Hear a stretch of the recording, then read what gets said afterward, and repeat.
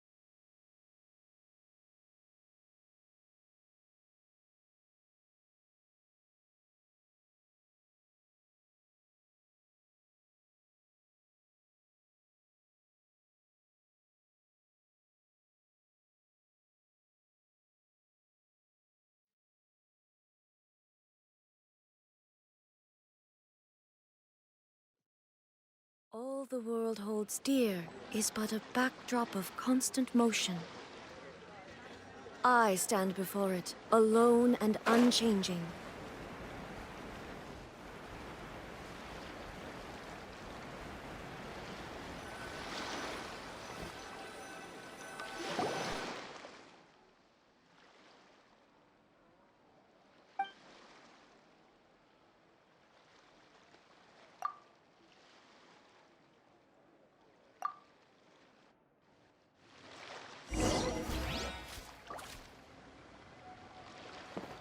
I've got a bunch of interesting gadgets, all from my time.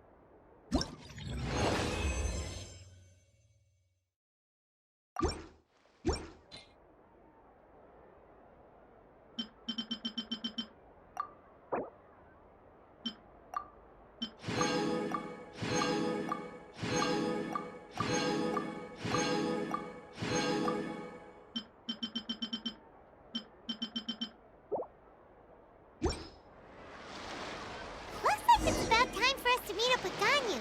Let's head to Eugene Terrace.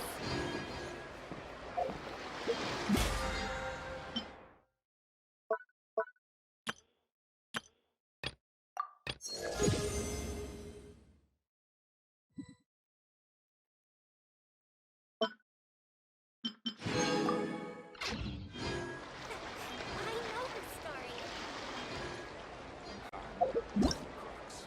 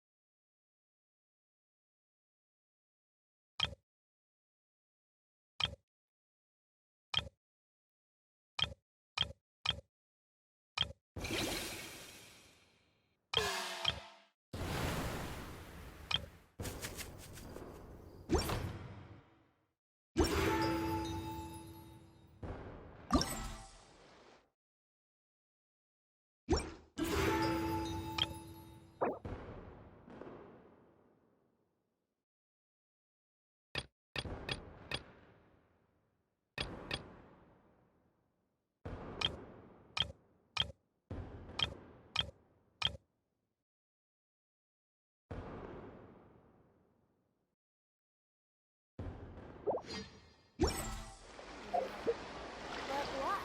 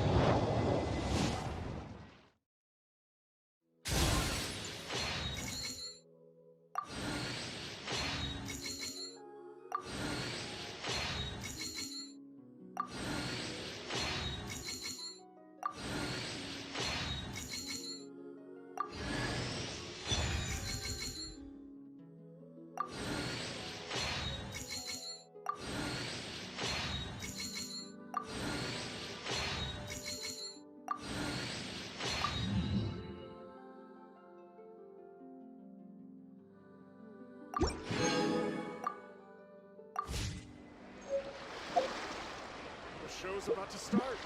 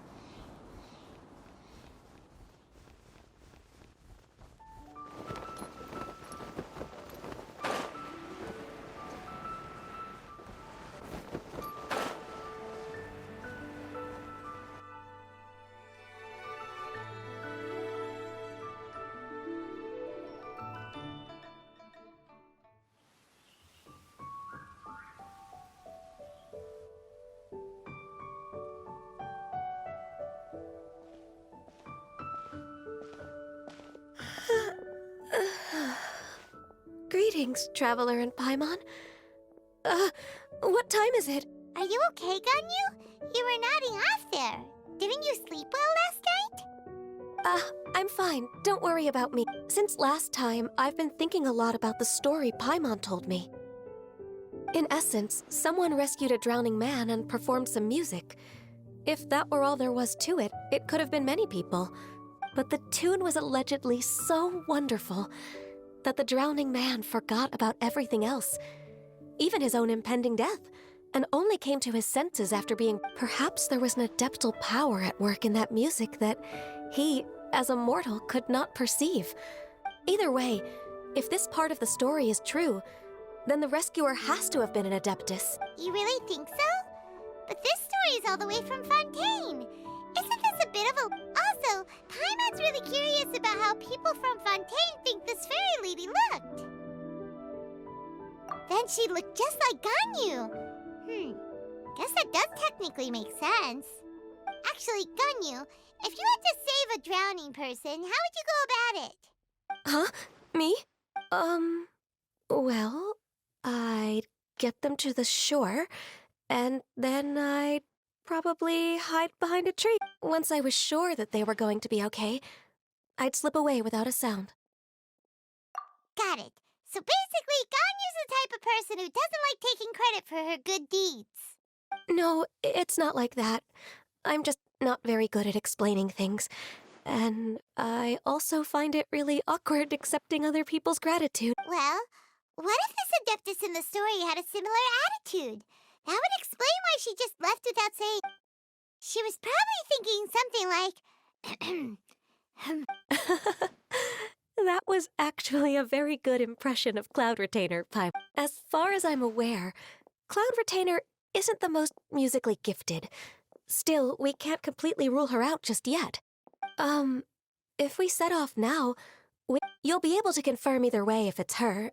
I've been in Lea Harbor for so long now that I'm just not as familiar with the Adepti anymore. If there's anything we want... Sounds great! And we're pretty close with Cloud Retainer by now, so we probably don't even need to bring her food this time. I've prepared a gift for her to mark the festival, just in case. Cloud Retainer spends most of her days studying mechanisms in her abode. She's on her own so much of the time that the moment she has someone to chat with... Never mind. I promised I'd help Mr. Traveler. Seems like this is a tough decision for Ganyu, but she's made up her mind. Paimon gets why she'd be so anxious. Okay, how about this?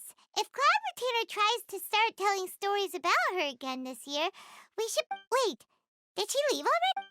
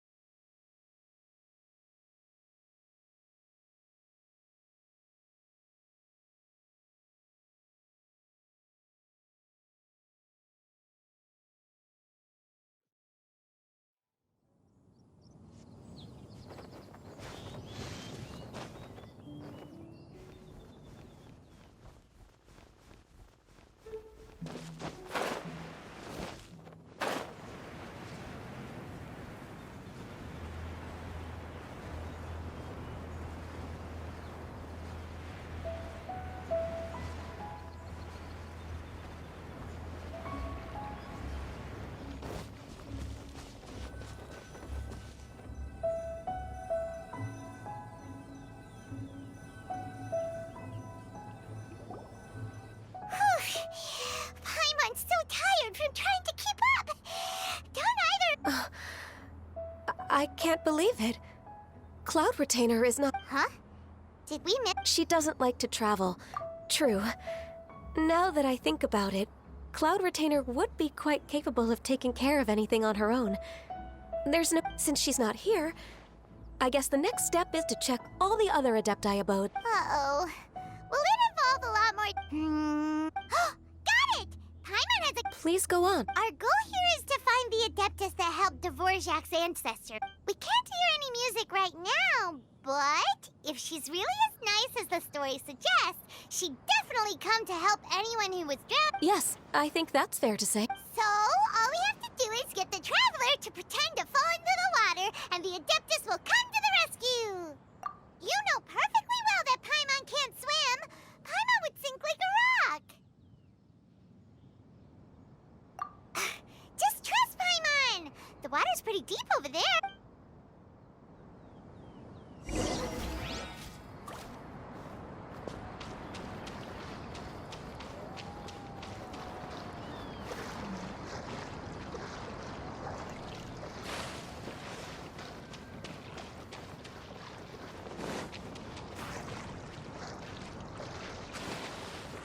Help! Help! Someone's drowning! If only there was a kind-hearted Adeptus here to save us! Oh no! Whatever will a Paimon do?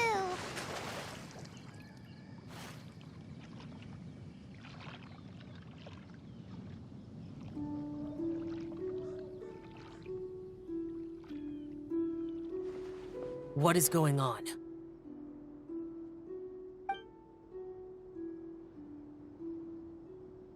How do you feel right now? Shenhe! Why don't you say something? Please.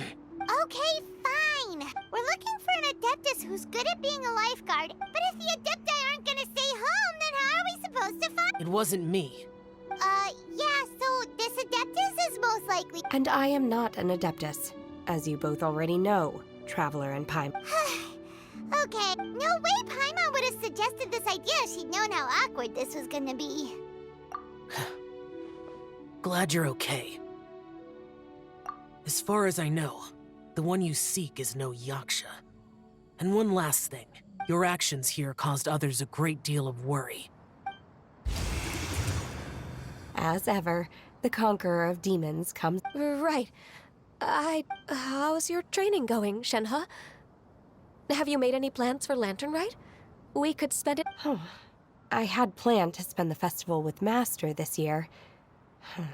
However, Oh, speaking of Cloud— earlier this morning, she set off for Mount Hulao at dawn. I noticed she was using an Adeptus art of some kind to protect a mechanism that looked like a boiler.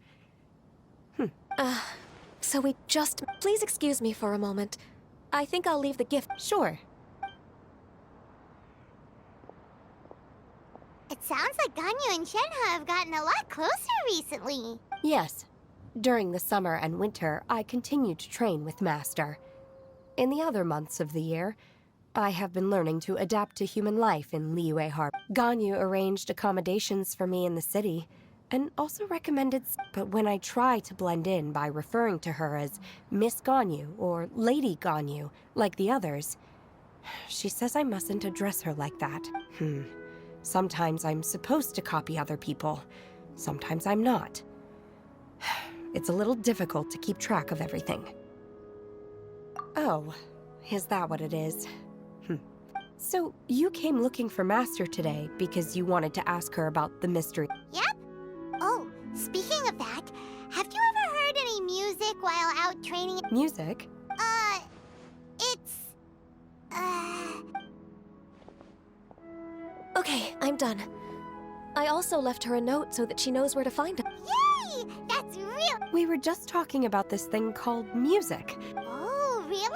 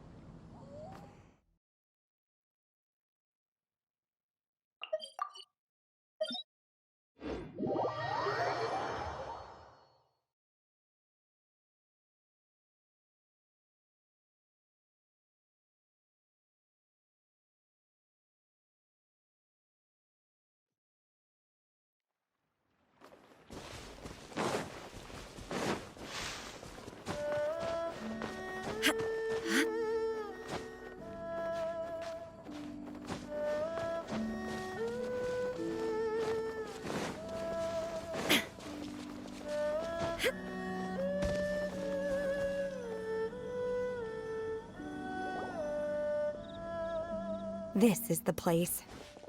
I enjoy training here to the sound of music. Oh no!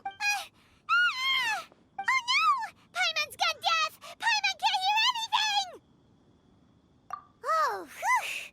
Paimon hasn't gone deaf after all.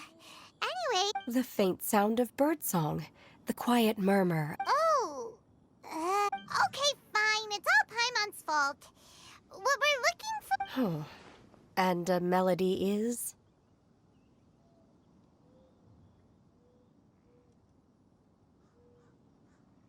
Huh? Hey, why don't you just sing that one melody Shen has heard before? It'll probably help her to understand what we're talking about. Oh, was that from the opera that Yunjin sang? That was a melody, and melodies can be called music. It felt like I was transported back to the past. We're all there, raising as I watched Yunjin's. When you hummed that melody just now, feelings from a whole year ago came right back to me. Wow, Shen, huh? Music definitely has the power to bring up memories. It's like a time capsule with all the special moments. What about you, Ganyu? Are there any melodies? I don't remember if my parents ever sang any. I know some local folk songs. The songs of the sailors down at the docks. The little ditties that the vendors call out in front of their beloved. Yes, that's right. In the past, whenever I heard the sound of those two, Nenny and Leo probably view me as a non-human. And they are right, in the sense that I never could connect with human. At least, that's the view I held in the past. Only more recently did I start to realize that the way those melodies make me, even though we come from different backgrounds and have different stories to tell, when it comes down to the most common, in that sense.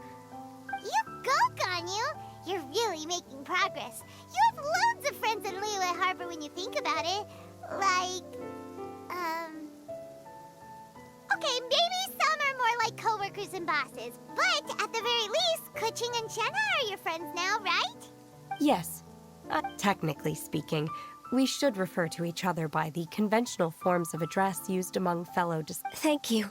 Once the days are warmer, I would like to host you at my... I've planted many types of flowers. You are too. Nonsense. I have cultivated and cared for the flowers just as you taught me. Once you've seen them for yourself, I will save some for decoration.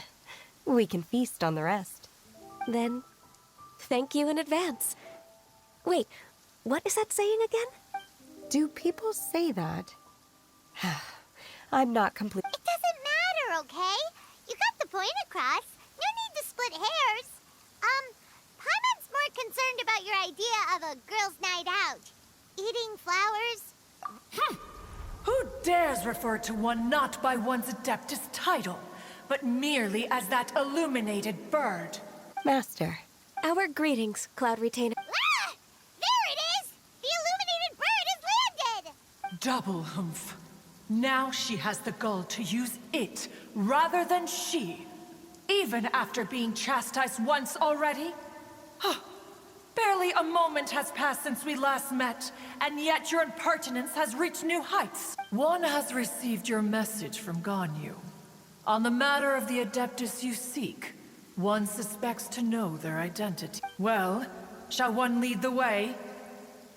I still have to complete my training for today, so I will bid farewell to everyone here. Very well. Await my arrival at one's abode later this night. On this special occasion, you should indulge yourself with some savory dishes. If you want to release a Shao Lantern, come and find us anytime. Thank you, everyone.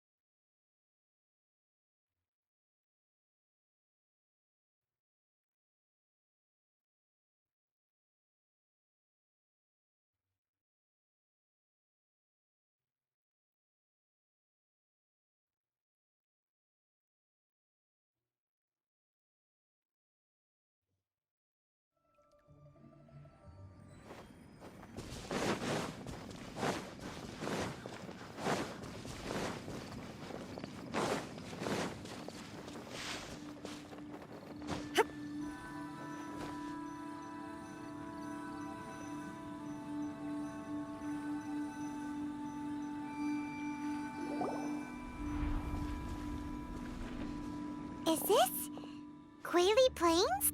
Cloud Retainer, why did you bring us here? Ganyu is of course familiar with the name Guizhong, but have you ever heard of her?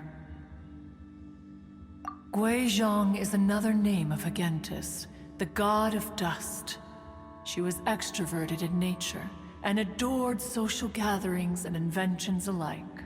Long ago, this region was yet a prosperous assembly.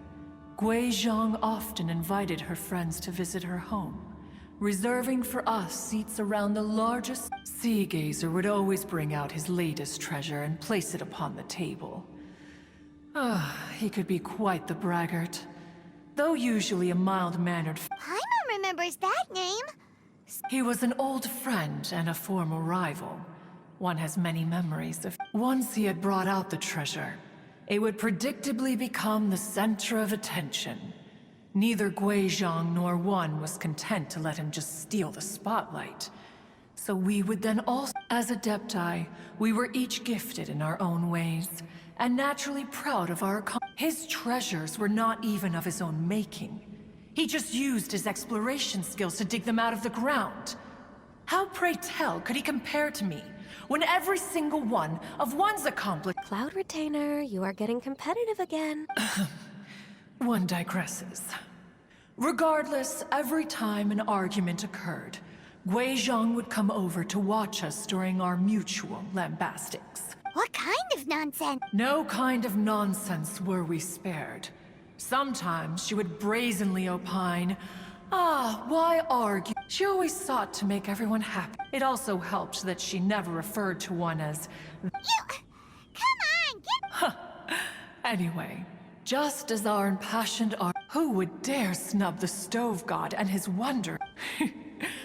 Back then, one was always bothered by how the cups Rex Lapis brought were always too square for one's taste. Can you see yourselves ever enjoying a drink from a square cup?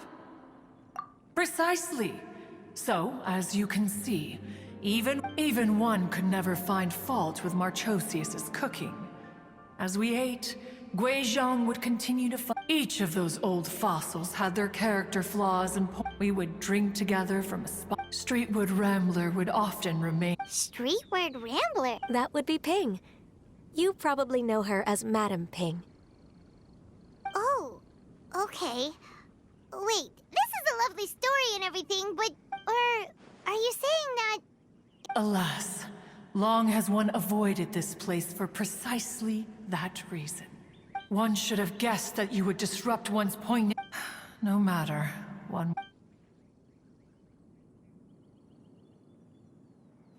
In times gone by, one quarreled oft with Guizhong concerning mechanical principles.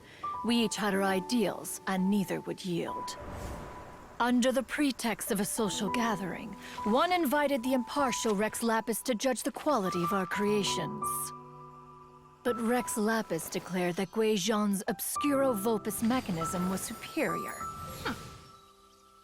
Though one was too proud to acknowledge it, in one's heart, one knew that Guizhong was indeed the superior talent in the mechanical arts. As for the story between Guizhong and Streetward Rambler, that begins with a certain bell. In Guizhong's opinion, while mechanisms were no substitute for human composers, they were yet capable of producing simple but fine melodies. But Streetward Rambler believed music to be an expression of the soul, an emotional enterprise that could never hope to be replicated by machinery. They argued endlessly, until one asked Rex Lapis to intercede. He confiscated the bell and designated it for ceremonial use. Thereafter, one would often find them convening in the mountains, discussing music, mechanics, and all the affairs of the mortal world. But these good times were not to last. War broke out between the gods, and soon engulfed the Guili Plains. Guizhong was overpowered by the enemy, and fell in battle. When Streetwood Rambler and I arrived at the scene at long last, all that remained among the ruins was her lifeless body. After this, at Streetwood Rambler's request, Rex Lapis granted her the cleansing bell for safekeeping. To honor our friend's memory, one made a few finishing touches to her ballistic device. Many lantern rites have passed since then. Many greetings and goodbyes. Upon what do you gaze? The Guili Plains? No. It's everything.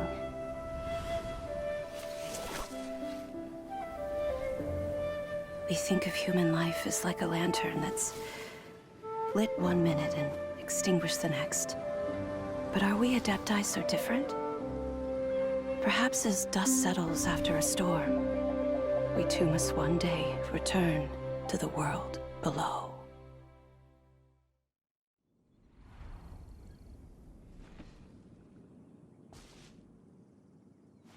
What? You have loads of friends! And you seem pretty chat. Just because one is not ignorant of social graces does not mean one is fond of them. But in the end, one is nothing like Streetward Rambler. She is dauntless but thoughtful, not to mention eloquent and wise. Back when they were rivals, they would often compete against one another in the realm. That cleansing bell was one of Gui Zhang's proudest works. Wait, that's weird. Didn't Madame Ping say she pestered an old friend for that bell? And she also said something about being a vain beauty when she was young, or... Streetward Rambler, a vain beauty. That bell has a sad history. Clearly, she refrained from sharing with you the truth of it. As for her old friend, as soon as Streetward Rambler heard that a certain Zhang Li wished to borrow the bell, she realized that the man was none other than Rex Lapis, and that he had made an enormous decision. After all, we all have known each other for several millennia. Some things between us are implicitly understood. Whoa! So they were talking in secret code? Oh... Enough of your intrusions.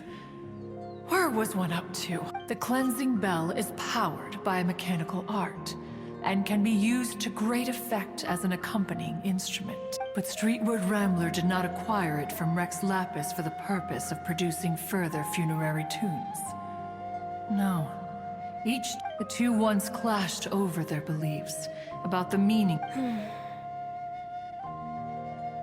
Once upon a time, Streetward Rambler also loved gatherings, liquor, and music. But after Gui Zhang passed, she preferred her own company. The music would go from mournful. Many years passed before she finally composed a melody to our satisfaction. In celebration, she played the tune to the clouds. Regrettably, which brings one back to the matter you've been investigating.